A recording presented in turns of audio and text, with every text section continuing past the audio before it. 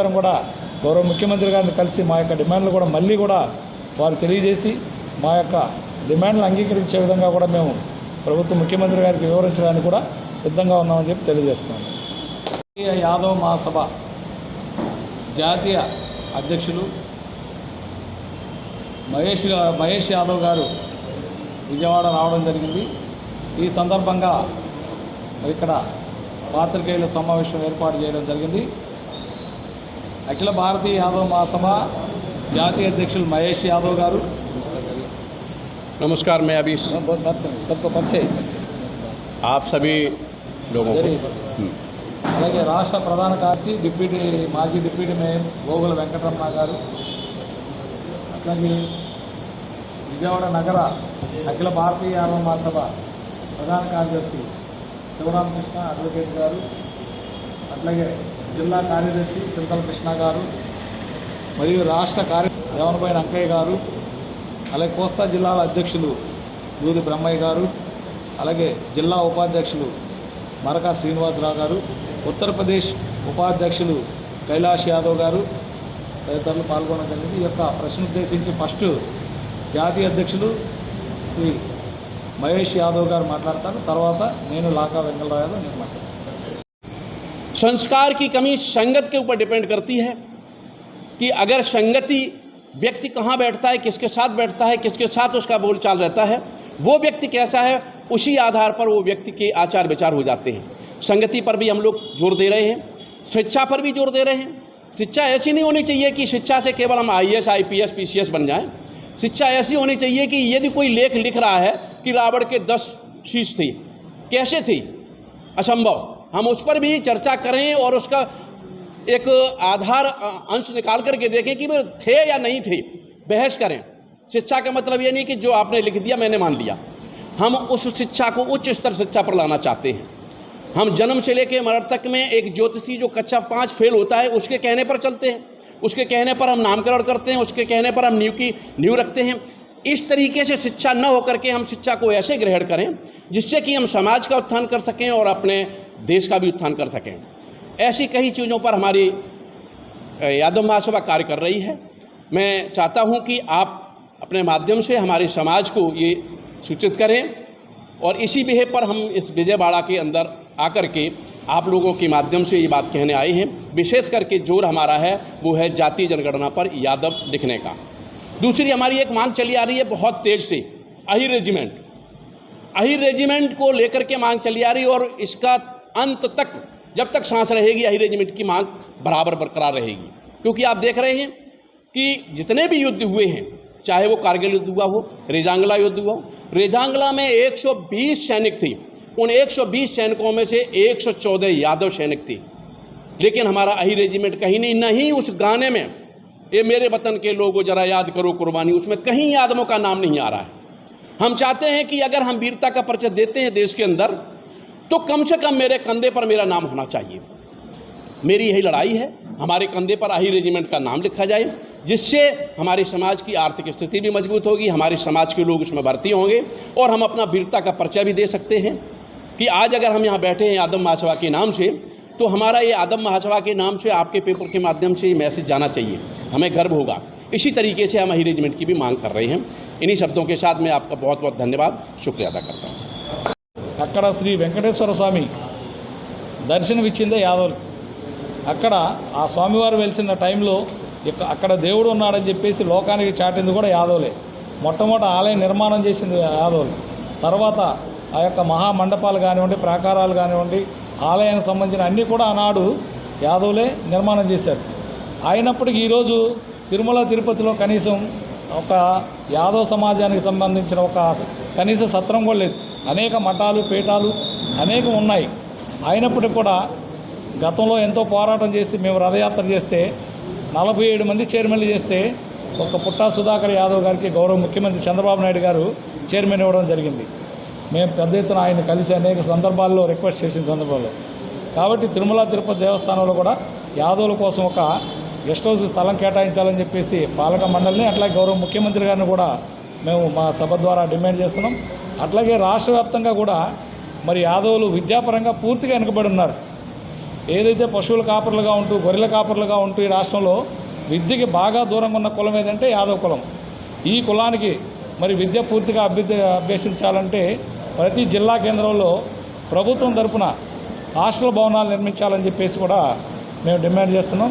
అట్లాగే Yadav community hall, అలాగే రాజధాని వివిధ ప్రాంతాల నుంచి వచ్చేటువంటికి వారికి వసతి సౌకర్యం కోసం మరి అమరావతిలో ఒక 10 ఎకరాల భూమి ఇచ్చేసి తెలంగాణలో కూడా నిర్మాణం చేశారు. యాదవులకు ప్రత్యేకంగా అన్ని కులాలకు చేశారు బీసీల్లో. అదే తరహాలో విజయవాడ అమరావతిలో కూడా ఒక యాదవ్ భవనం కోసం మరి స్థలం కేటాయించాలని ప్రభుత్వాన్ని డిమాండ్ చేస్తూ ఉన్నాం. అట్లాగే ఈ పశువులు ఏవైతే ఉన్నాయో వాటిని నిల్వ ఉంచుకోవడానికి ఎక్కడా కూడా ఈరోజు భూముల విలువ పెరిగిపోవడం వల్ల పశువుల్ని నిల్వ ఉంచుకోవడానికి నిల్వ దొడ్లు లేకపోవడం వల్ల గొర్రెల కాపర్లు, ఆవుల కాపర్లు వీళ్ళందరూ కూడా చాలా ఇబ్బందులు పడుతున్నారు.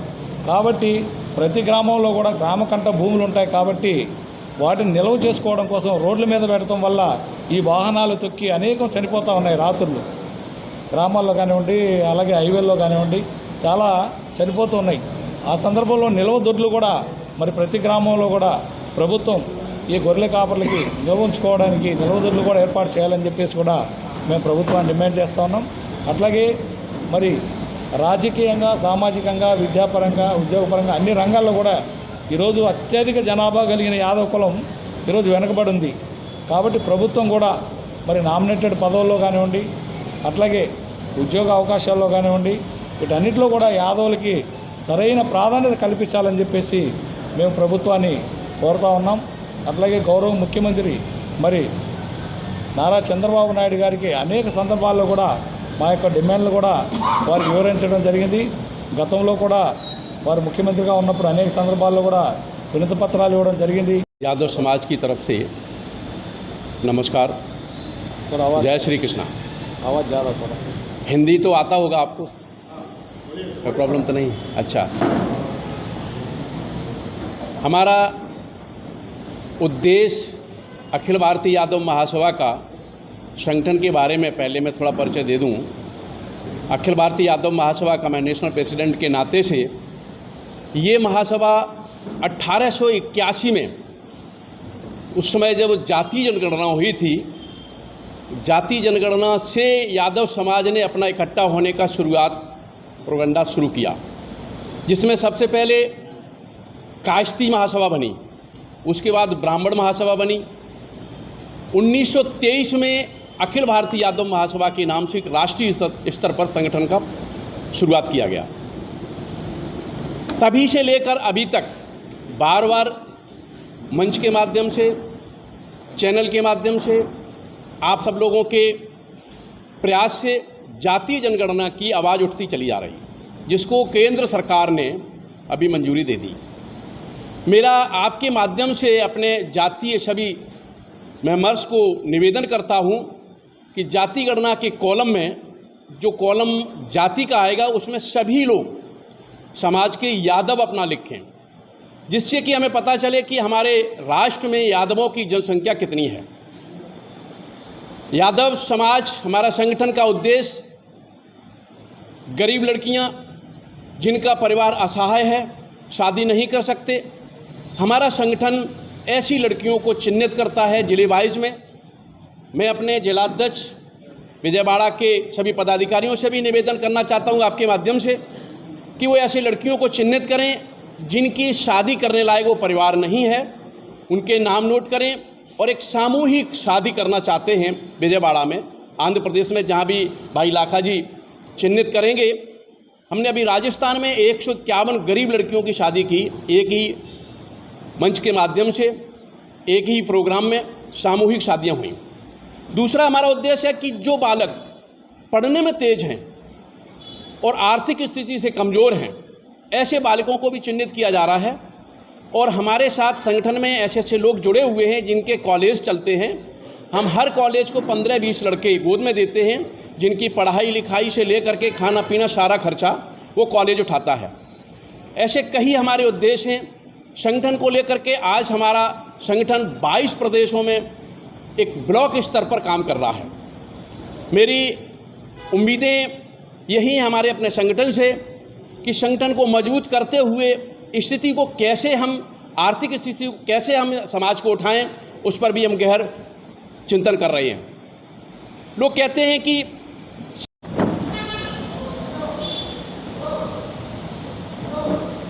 భారతదేశంలో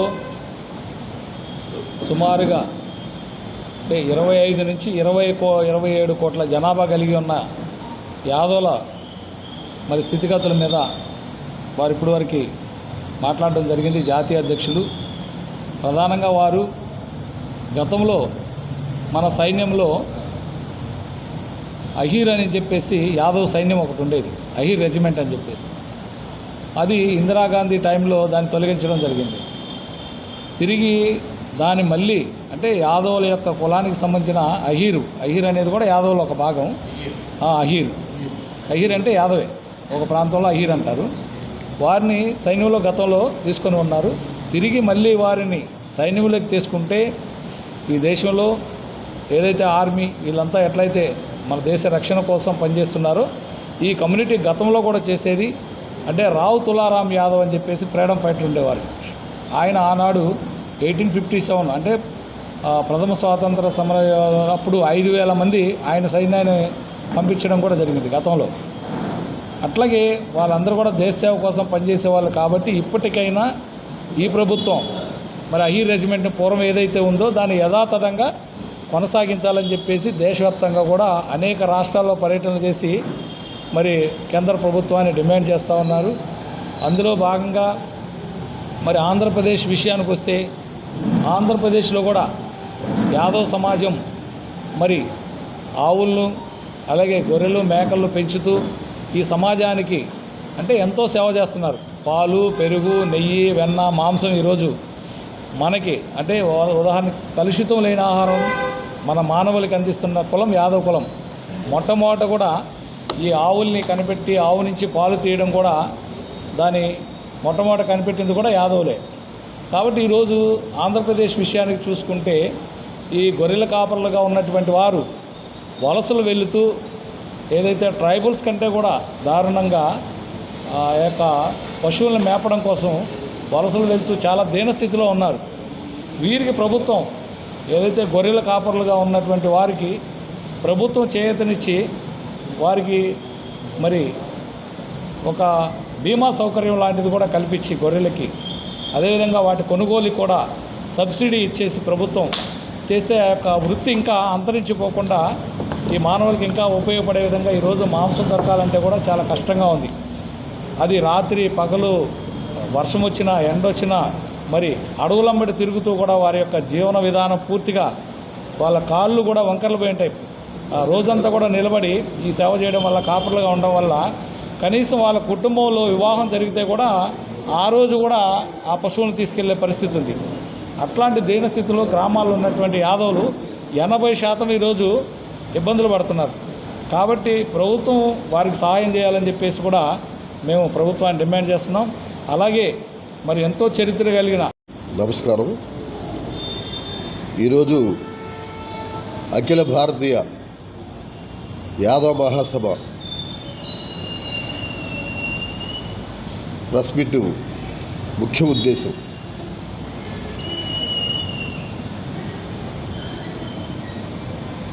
ముఖ్యంగా యాదవుల సమస్యలు భారతదేశంలో అత్యధిక జనాభా కలిగిన బీసీల కులం యాదవులు, అలాగే రాష్ట్రంలో కూడా. కానీ వారు ఇంకా చాలా వెనకబడి ఉన్నారు. ఇవాళ కూడా కొన్ని జిల్లాల్లో ఒక పూట కూడా తిండి తినే పరిస్థితి లేదు. గొర్రెలు కాసుకోవాలి, కూలి పనికి వెళ్ళాలి, చాలా ఇబ్బందుల్లో ఉన్నారు. ముఖ్యంగా రాష్ట్ర ప్రభుత్వాలు ఎన్నికలకు ముందు యాదవులు కావాలి. బీసీల్లో యాదవులు చాలా విశ్వాసపాత్రులు, చాలా నమ్మకస్తులు. వారు కావాలని చెప్పి ప్రతి రాజకీయ పార్టీ ఎన్నికల ముందు కోరుకుంటుంది. ఎన్నికలు అయిపోయిన తర్వాత యాదవులు మర్చిపోతుంది. ఇది ప్రస్తుతం ఈ రాష్ట్రంలో కానీ ఈ దేశంలో కానీ జరుగుతున్న పరిణామాలు. మేము ఒకటే కోరుకుంటున్నాం, 2014, 2019 నేను తెలుగుదేశం పార్టీ డిప్యూటీ మేయర్గా ఉన్నప్పుడు చంద్రబాబు నాయుడు గారు మన ముఖ్యమంత్రి గారు యాదవులకు కొన్ని ప్రతిపాదనలు చేశారు. ప్రతి జిల్లాకు ఒక యాదవ కమ్యూనిటీ హాల్ నిర్మాణం చేస్తారని చెప్పి ఆ రోజుల్లో ముఖ్యమంత్రి చంద్రబాబు నాయుడు గారు వాగ్దానం చేశారు. అయినా మరి అమలు కాల. మేము కోరుకుంటుంది ఒకటే, ఈ రాష్ట్రంలో మొన్న జరిగిన ఎన్నికల్లో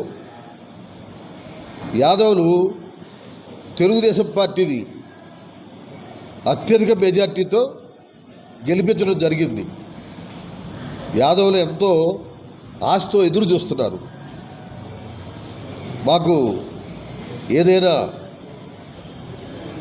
ఒక పొలిటికల్గా మాకు ఏదైనా అవకాశం కల్పిస్తారు చంద్రబాబు నాయుడు గారని చాలామంది ఆయన మీద నమ్మకంతో ఉన్నారు. కానీ యాదవులు ఆశించిన రీతిలో ఎక్కడ యాదవులకు పదవులు రాలా. మేము కోరుకుంటుంది ఒకటే, అత్యధిక జనాభా యాదవులున్న ఈ రాష్ట్రంలో యాదవులకి జనాభా ప్రాతిపదికన వారికి రాజకీయాల్లో అవకాశం కల్పించండి. అలాగే ఎడ్యుకేటెడ్ చంద్రబాబు నాయుడు గారు ఈ రాష్ట్రం డెవలప్ అవ్వాలంటే యువకులను ప్రోత్సహించాలని ఆయన నినాదం.